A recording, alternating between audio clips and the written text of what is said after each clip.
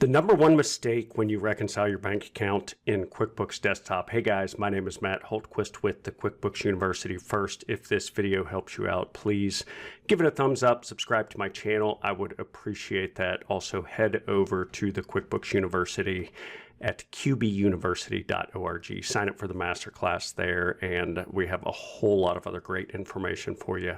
Okay. So the biggest mistake, the number one mistake that I see people make when they go to reconcile their bank account in QuickBooks Desktop is a wrong beginning balance. Okay, so let me show you what I'm talking about here. If we go to the banking drop-down menu and we go to Reconcile, all right, so let me bring this over to this screen. You're going to have this begin reconciliation screen pop up. So at the end of the month, you should be reconciling your bank account in QuickBooks, just like old school when you had a checkbook and you reconciled every month to make sure that everything that you have in your checkbook matches what the bank shows. That's what this is in QuickBooks. It's really, really straightforward, and you should be doing this every month to make sure that you're capturing everything in your QuickBooks that shows at the bank. Okay. So you get to this screen, and when you go to reconcile, you're going to choose the account, the date. So this is the statement date. You're going to put in any balance and any service charges, any interest earned, etc. Now, the problem that happens a lot of times is people say, well, wait a minute, this beginning balance right here, this should match your statement, your bank statement. Okay, so if this beginning balance does not match the beginning balance from the bank statement, there's a problem.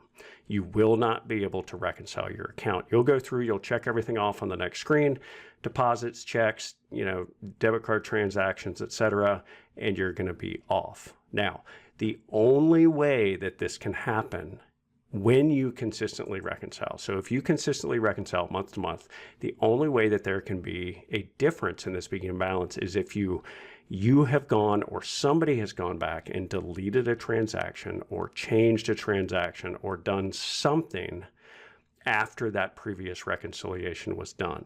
Now, it's always a good practice to put a password on closed past periods. That way people can't make changes, but a lot of people don't do that. And when they don't do that, that's when this can happen. Is you may go back and say, oh, well, geez, I need to go back and delete this or void this transaction, or I need to enter something that I think happened last month. And when you do that, this beginning balance is going to be off.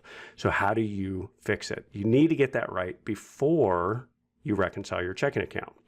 The easiest way to do that is to go to this button right here. Now, you can see, you say, what if my beginning balance doesn't match? You can click this, and QuickBooks is going to take you to a help center where there's some articles and things you can read.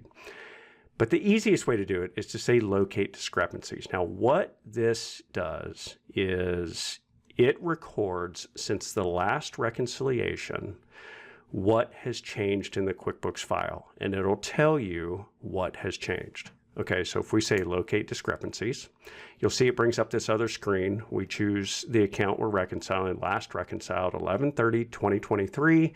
This was the beginning balance.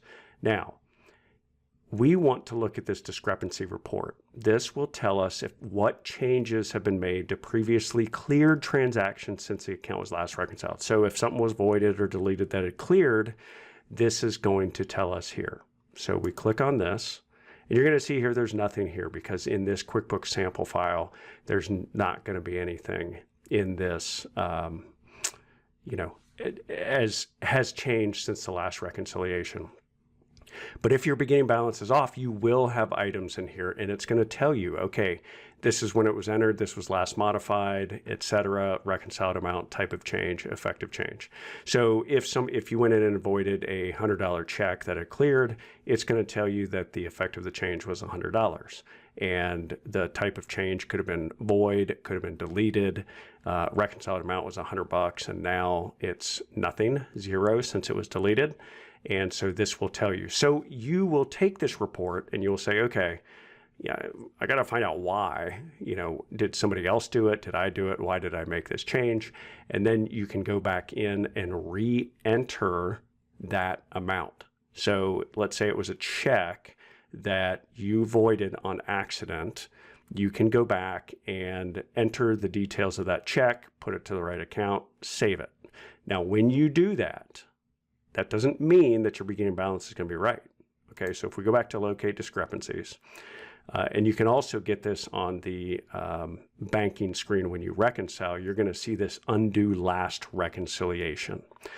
So what you want to do is you want to click on this, and it's going to say, okay, we recommend you back up your company file, and so on. But essentially, you're going to have to go back and undo the previous reconciliation and then re-reconcile that month, because you re-entered the transaction that was voided or deleted, and now you need to go back in and re-reconcile the entire month. All right, and it shouldn't be too bad. If you've already done it once and there's only 1 or 2 discrepancies and you go back and add those in, it's basically doing everything you did in the previous reconciliation and then also marking those 2 transactions as cleared. Okay, now if we hit continue, it's going to ask us to go ahead and back it up and so on and so forth. And so, but you want to do that, and then you can go to restart reconciliation to restart that previous reconciliation. That is going to be the absolute easiest way to find why the beginning balance is off.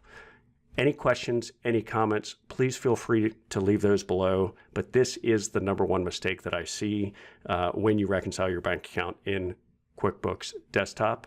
And I look forward to seeing you in the next video.